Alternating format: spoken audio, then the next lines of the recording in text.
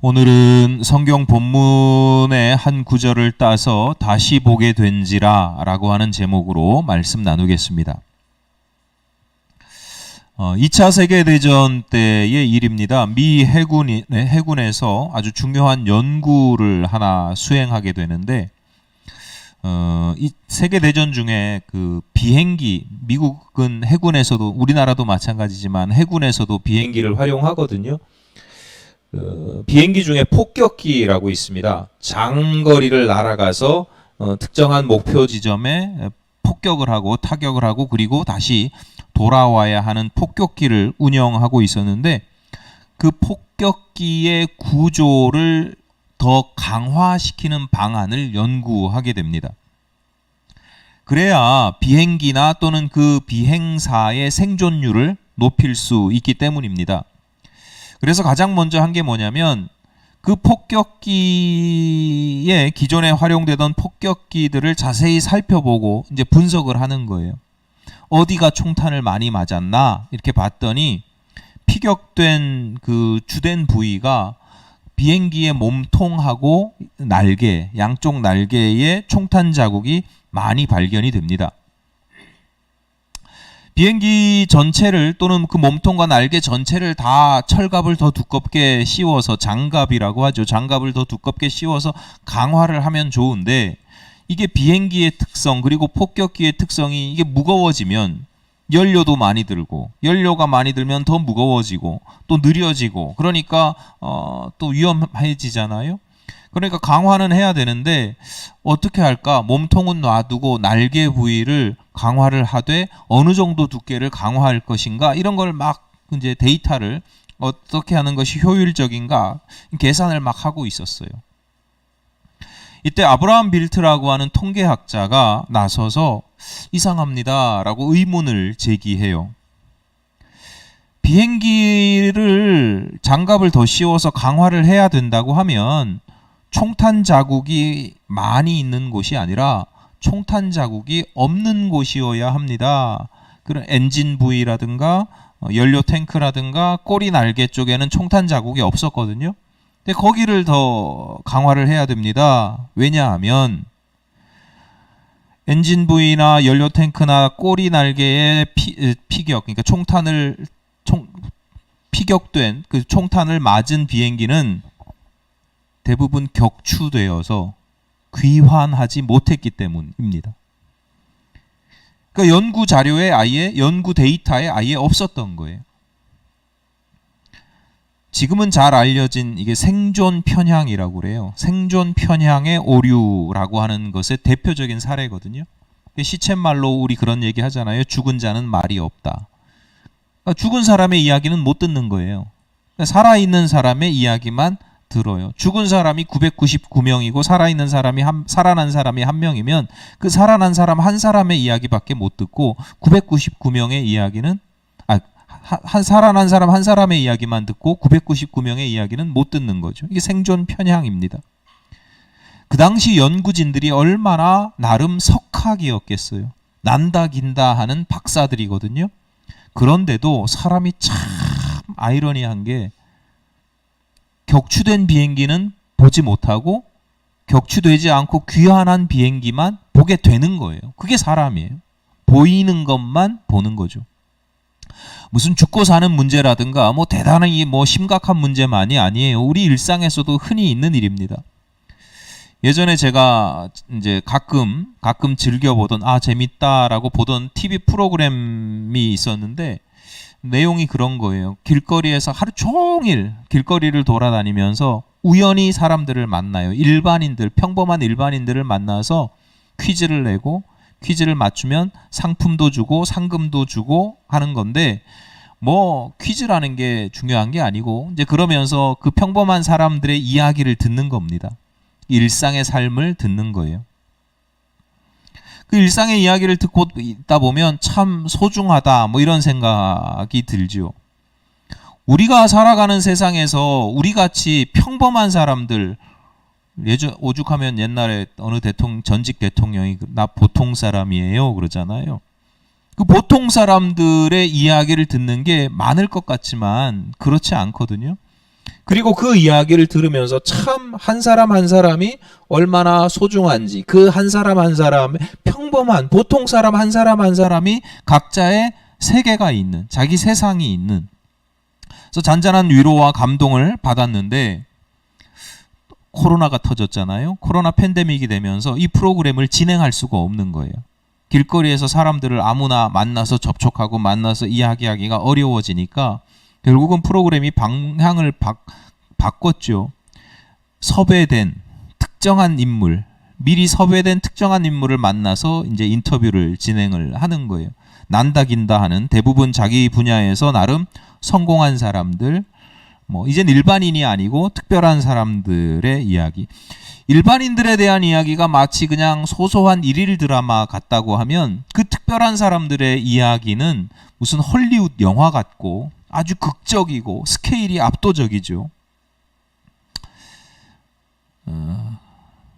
그래서 그 프로그램을 그때부터 안 보게 됩니다, 제가.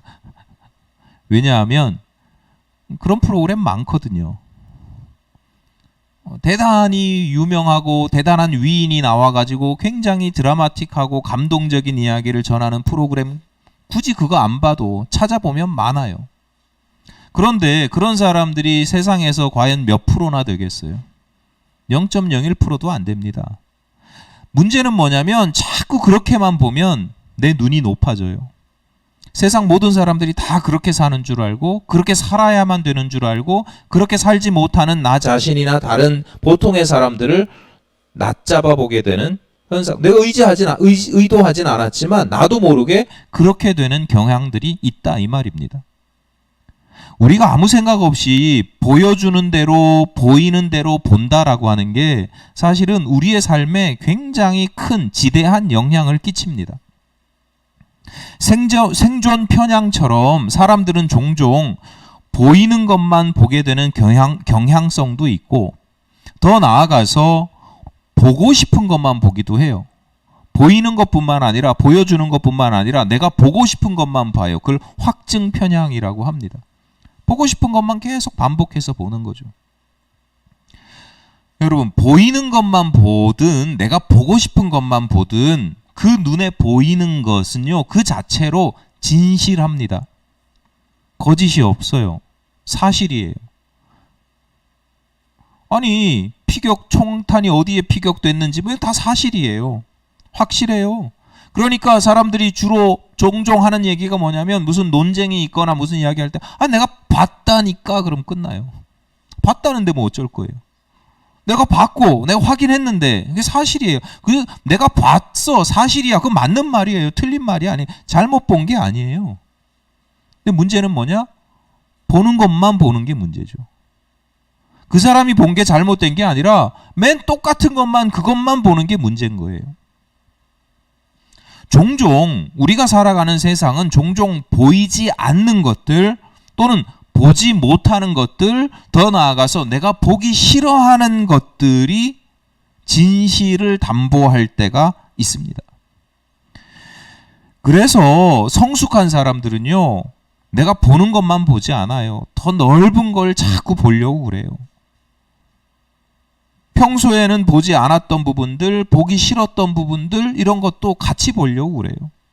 지난주에 제가 이걸 이렇게 얘기하면 제가 성숙한 사람이라는 뜻이 되는데 그게 아니고 지난주에 제가 설교를 하면서 지난주 설교를 준비하면서 기후 위기에 대한 이야기들을 막 자료를 찾아봐요. 제가 그냥 할 수도 있지만 자료를 막 찾아보면 기후 위기가 탄소의 문제다 뭐 이런 거에 대해서 반대 논리를 펴는 사람들도 있어요.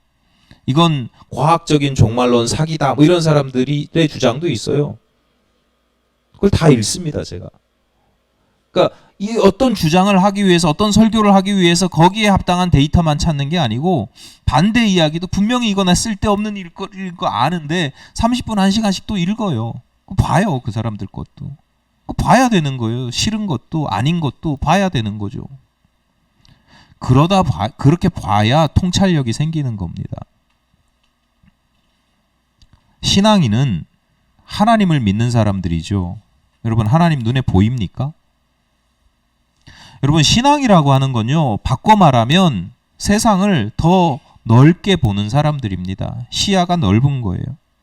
우리가 살아가는 이 땅, 이 세상, 그리고 나의 현실만 바라보는 게 아니라 보이지 않는 하나님도 바라보고, 이 현실이 아니라 다가올 미래에 다가올 또는 우리가 만들어가야 할 하나님 나라도 함께 바라보는 사람들이 믿음의 사람들입니다. 신앙인이에요.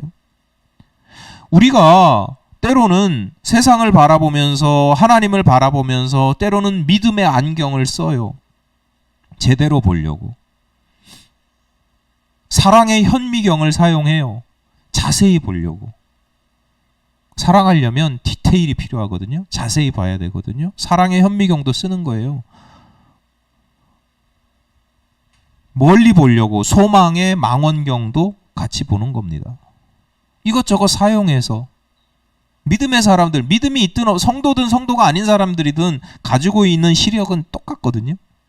그러니까 그런 것들의 도움을 받는 거예요. 믿음의, 사랑의, 소망의 이런 것들을 가지고 세상을 바라보면 더 멀리, 더 자세히, 더 깊이 들여다볼 수 있는 거예요.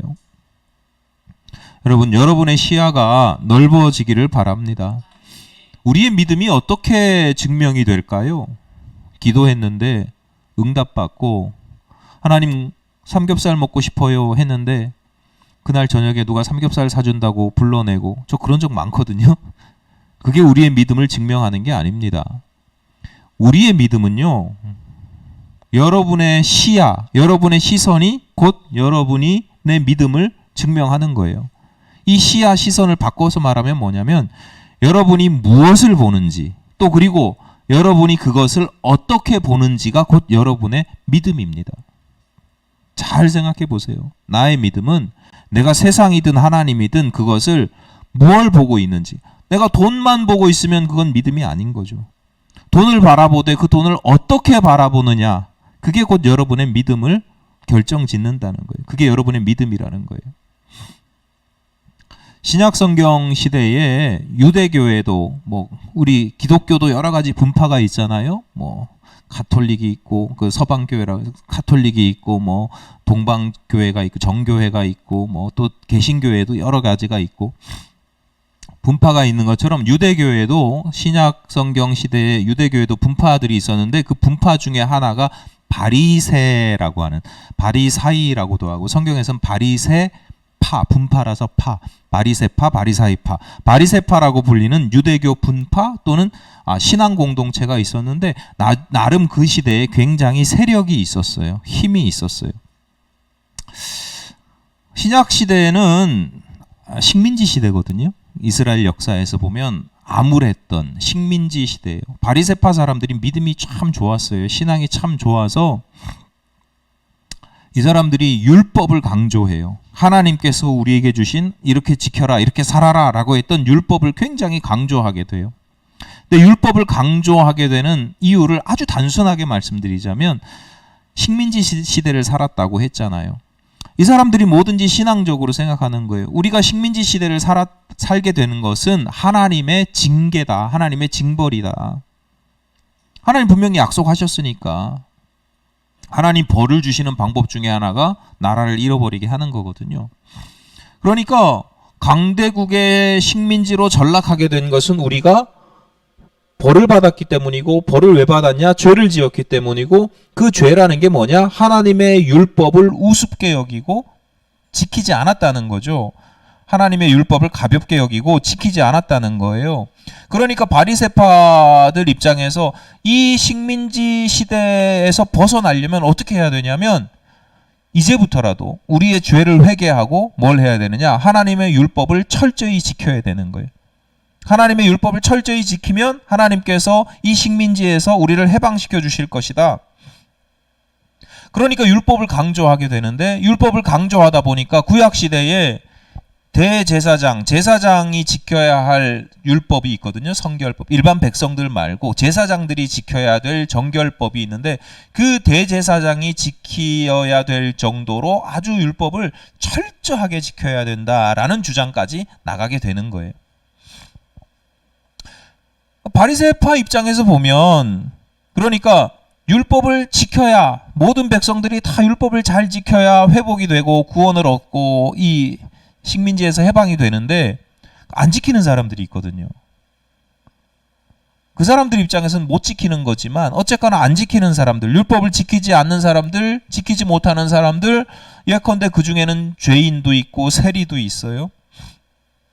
그 사람들이 바리새파 입장에서 보면 그냥 신앙이 모자란 사람들이 아니에요. 부족한 사람들이 아니에요.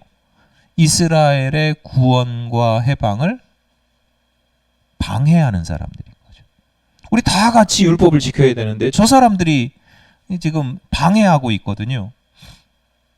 그러니까 신앙적으로 보면 사탄의 졸개들이나 마찬가지인 거죠. 그러니까 그들에 대해서 자연스럽게 적대시하게 돼 있는 거예요.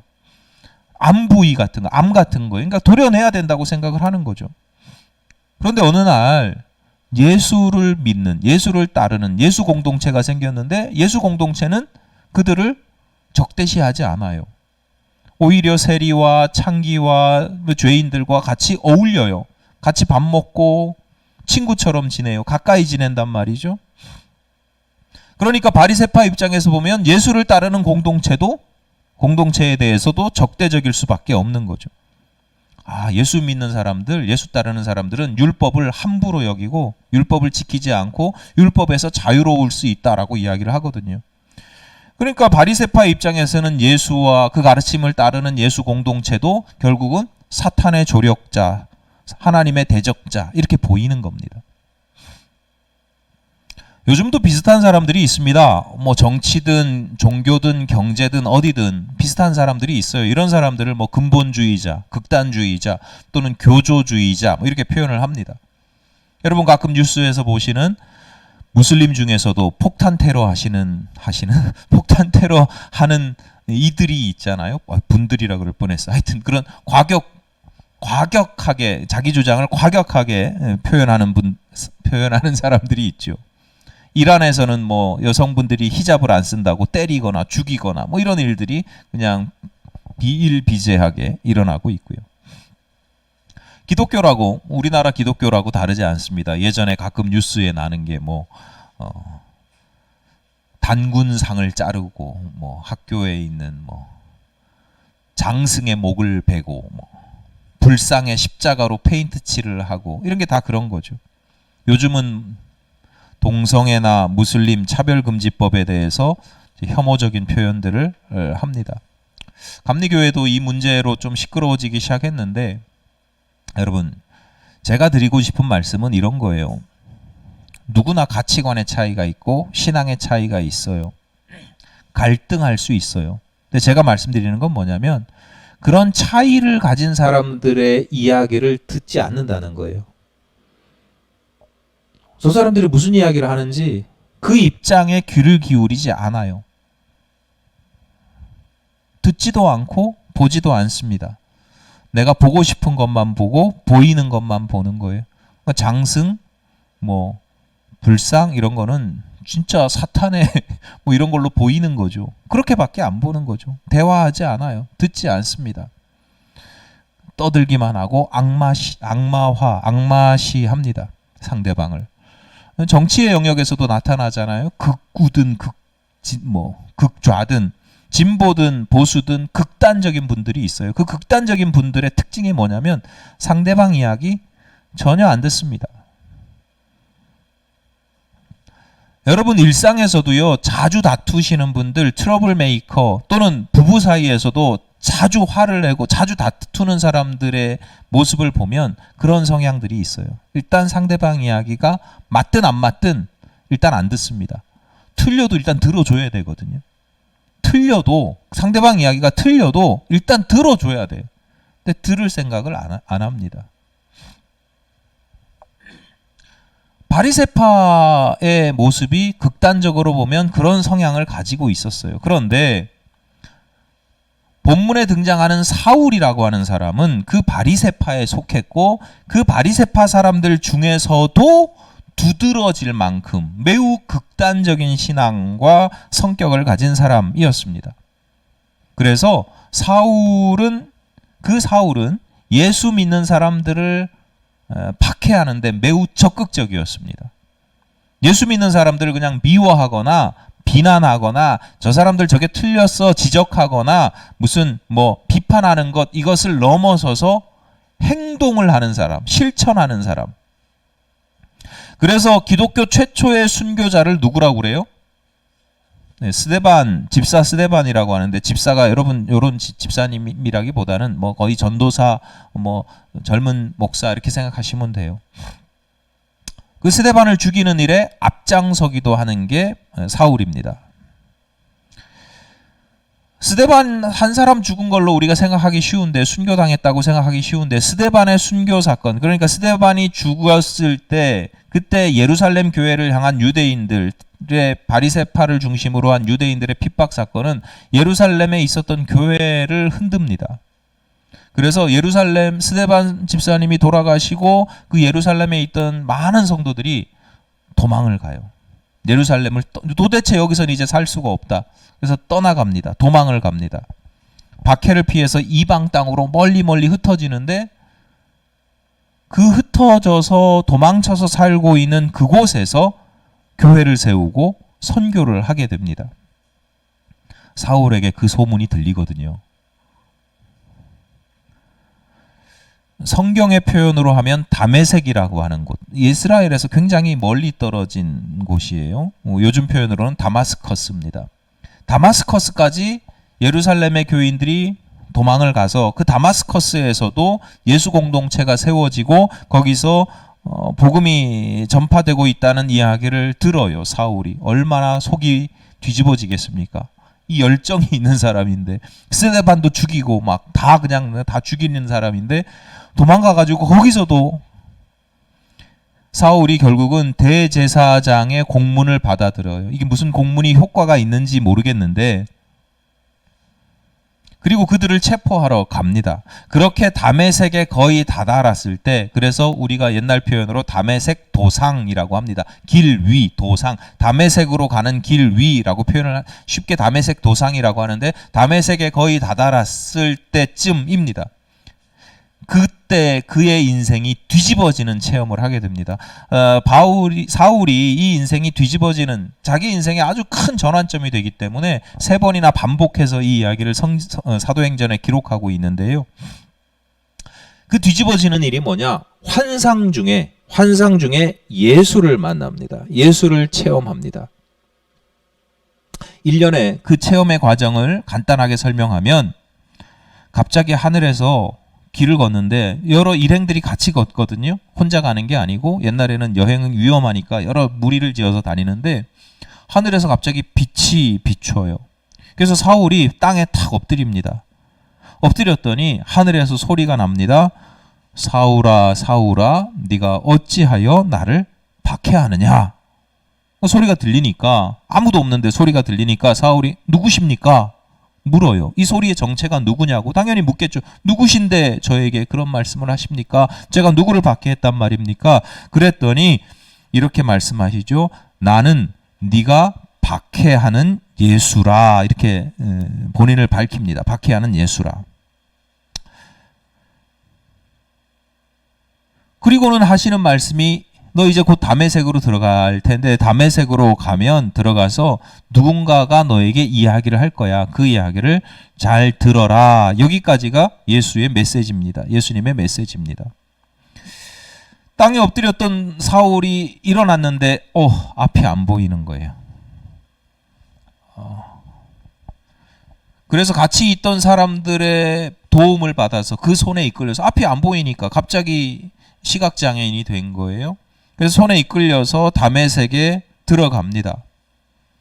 여러분에게 갑자기 이런 일이 생겼다고 생각해 보세요. 얼마나 당황스럽겠어요. 사울도 마찬가지였습니다. 그래서 사흘 동안 먹지도 못하고, 무슨 아무리 배가 고파도 지금 먹을 게 목에 넘어가겠어요? 먹지도 못하고 보지도 못하고 사흘이 지납니다.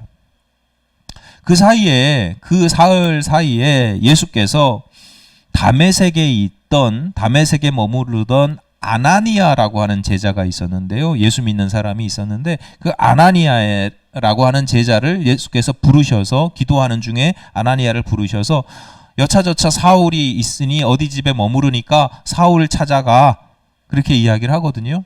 근데 아나니아는 이미 사울이 어떤 사람인지 너무 유명한 사람이라서 사울이 어떤 사람인지도 잘 알고 있었고, 그 유명한 사울이 다메섹에 온다는 소식까지도, 그리고 왜 오는지까지도 잘 알고 있었어요. 그래서 주님께 항변 아닌 항변을 합니다. 아니, 다른 사람도 아니고 누구라고요? 사울을 찾아가라고요? 그래도 제자는 제자, 예수 믿는 사람은 예수 믿는 사람, 예수께서 사용하시는 사람답게 예수께서 아나니아에게 그렇게 이야기하거든요. 이 사람 내가 쓸 거야. 사울을 내가 쓸 거야. 사울을 쓰시겠다라고 하는 말씀에 순종해서 자기 목숨 걸고 가는 거예요. 자기 목숨을 걸고 사울을 찾아갑니다. 이어지는 내용이 오늘 우리가 읽은 본문 말씀입니다. 사울을 찾아가서 그에게 안수했더니 사울의 눈에서 비늘 같은 것이 떨어져 나가고 그리고 다시 보게 되었다. 그랬더니 사울이 즉시로 사흘 동안 이 숙성 기간이 있었을 거 아니에요. 뭐 여러 가지를 생각했을 거 아니에요. 자기 예수를 만났던 그 상황부터 해서 사울이 즉시 세례를 받고 그리고 며칠 동안 제자들과 같이 있다가 안식일이 될 때에 유대인들은 안식일이면 회당에 모이니까 그 회당에 찾아가서 뭐라고 이야기하느냐? 자기가 박해했던 그 예수가 곧 하나님의 아들이심을, 구원자이심을 선포하게 되었다라는 것이 오늘 본문의 내용입니다. 이 사건을 사울의 회심이라고 하는데, 사울의 회심이라고 하면 사울이 이제 주체적으로 마음을 돌이킨 거죠. 그래서 바꿔서 말하면 예수께서 사울을 뒤집어 놓으신 사건이에요. 예수께서 사울을 변화시킨 사건이에요. 그런데 예수께서 사울을 변화시키시는 방법이 있어요. 그 방법이 뭐냐? 그의 눈이 멀게 하고 그리고 다시 보게 하시는 거예요. 아니, 예수께서 사울을 변화시킬 수 있는 다양한 방법들이 있잖아요. 다메섹으로 가는 길에 이놈 봐라. 그리고 다리를 분질러 드릴 수도 있고, 말을 못하게 할 수도 있잖아요. 여러 가지. 못하실 게 뭐 있어요. 다 있죠. 이것도 저것도 안 되면 그냥 죽여버리면 되지 뭐. 그러니까 하나님 입장에서 못할 게 뭐가 있어요. 그런데 굳이 예수께서 사울을 변화시키면서 사용하시는 방법이 뭐냐면 눈을 멀게 하셨다가 그 눈이 다시 보게 하신 거예요. 왜냐? 그것이 사울의 치명적인 약점이었기 때문입니다. 사울은 어떤 사람이냐? 앞서 말씀드렸듯이 보이는 것만 보고 싶은 것만 보는 사람이에요. 그가 보는 게 틀린 게 아니거든요. 잘못된 게 아니거든요. 그런데 보이는 것만, 보고 싶은 것만 봐요. 시야가 지극히 좁은 겁니다. 그 외에는 사울은요, 열심히 있는 사람이에요. 항상 뭔가를 열심히 실천하는 사람이잖아요. 열심히 있고 능력도 있어요. 너무너무 아까운 인재예요. 너무 다른 부분에서는 다 좋은 사람이에요. 그런데 시야가 좁으니까 그 능력과 그 재능, 그 열정이 그 좁은 시야로 인해서 악하게 사용되는 겁니다. 시야만 교정하면, 그 협소한 시야만 넓혀주면, 그러면 이 사람 귀하게 쓸 수 있는 하나님의 그릇이 되는 거죠. 예를 들어 볼까요? 바리새파인 사울에게 하나님은 어떤 분이냐? 앞서 말씀드렸듯이 바리새파 사람들에게 하나님은 무서운 분이에요. 엄격한 분이죠. 율법을 지키지 않으면 그 나라와 민족을 망하게 하시는 분이에요. 회복되기 위해서는 한치의 오차도 없이 철저히 율법을 지켜야 되는, 그래서 방해 세력인 예수 공동체를 멸절시키는 것이 하나님께서 원하시는 신앙인의 자세라고 여깁니다. 사울이 아는 하나님의 모습이에요. 사울이 고백하는 하나님의 모습. 우리 가운데도 있어요. 하나님에 대해서 두려워하고 하나님 막 철저하신 분이고, 그러다 보니까 사울이 철저히 율법적이고 권선징악적인 하나님을 믿게 되는 거예요. 근데 사울이 예수를 만났다고 그랬잖아요. 다메섹 도상에서 예수를 만났는데 그 예수는 사실 전혀 다른 모습을 보여주거든요. 예수께서 사울에게 뭐라고 말씀하십니까? 사울아 사울아 네가 어찌하여 나를 박해하느냐. 예수께서 사울을 몰라요? 사울은 앞서 말씀드렸듯이 예수의 제자들을 잔인하게 죽이는데 앞장섰던 사람이에요. 스데반, 그 사랑하는 귀한 스데반을 돌로 쳐서 죽게 하는데 앞장섰던 사람이에요.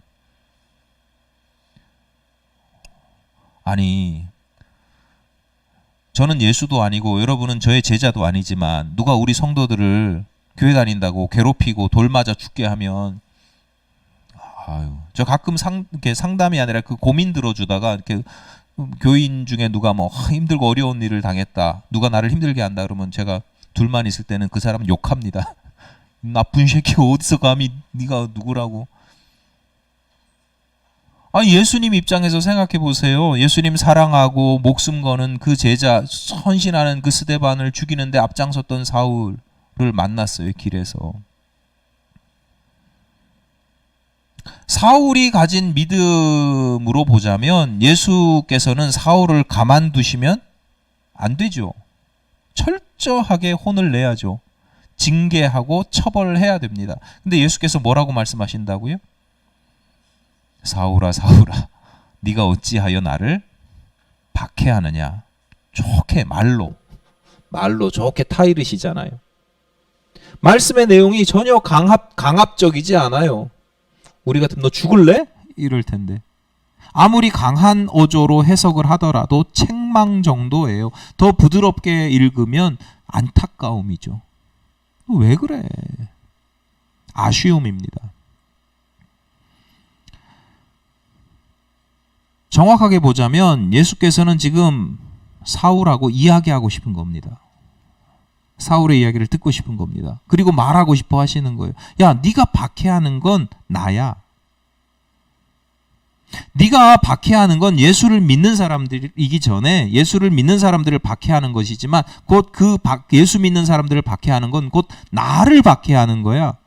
그런데 그 예수는 어떤 사람이에요? 어떤 분이에요? 지금 사울이 경험하는 예수는 어떤 분이냐면 하늘에서 갑자기 호련히 빛이 비치고 그 가운데 하늘의 음성이 들리는. 그러니까 지금 나야라고 하는 그 예수는 사울의 입장에서 초자연적 현상을 일으키시는 분, 즉 신적인 존재인 겁니다.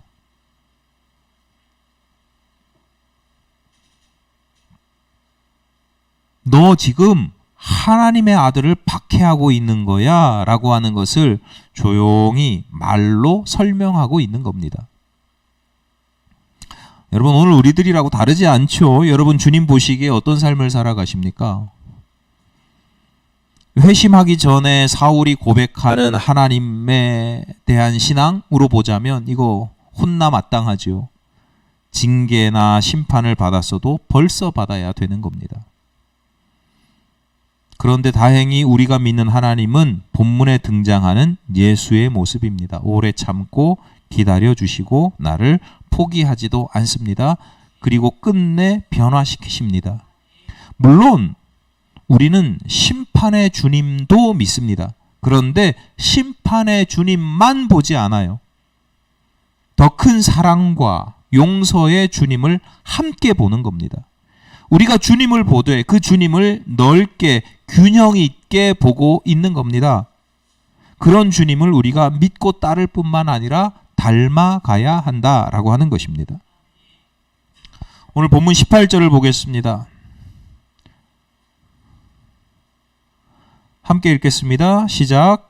즉시 사울의 눈에서 비늘 같은 것이 벗어져 다시 보게 된지라 일어나 세례를 받고.